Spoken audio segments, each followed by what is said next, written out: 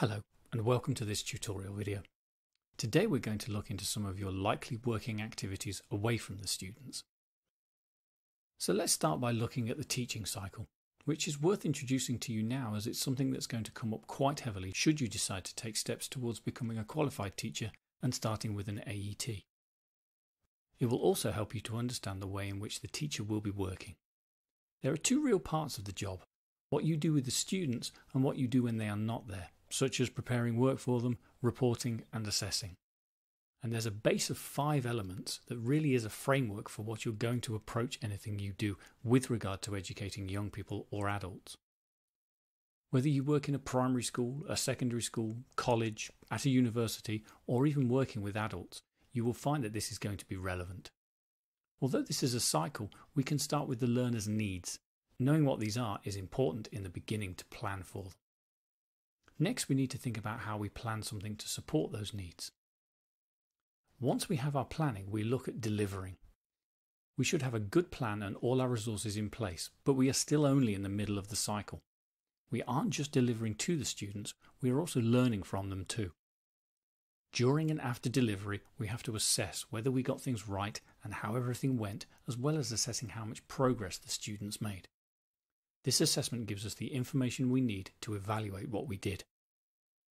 Our evaluation gives us the information we need to start the cycle again and constantly ensure that we have the most up-to-date view of the students' needs. We'll go into this in more detail later, but here let's focus on understanding needs and planning them as they are quite symbiotic. You can't plan something really relevant to the student you're working with if you don't know their needs. And similarly, knowing the needs isn't really going to help you unless you plan to do something with it.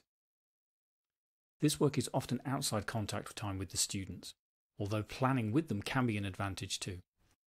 Usually you will be part of the planning team, along with the class teacher.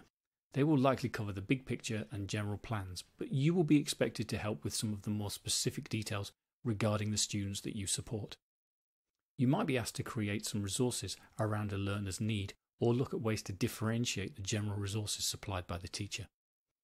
As the person that will be closest to certain students, you should also be asked to contribute to the teacher's understanding of those students' needs.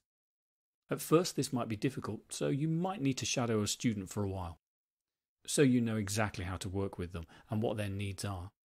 At the least you will have to find out things about them from other staff or in their file notes. Remember, to be effective, knowing who you are planning for is a vital part of the cycle. You will need to make time to speak to the teacher and any teams around the student as well as create the resources needed. It is easy to think the job is just in the classroom when there is much more needed to be successful. You're going to have to manage your time and keep on top of your admin. Seek help if you're struggling. It is very important to get this right or the cycle collapses. Thank you. I'll see you in the next tutorial.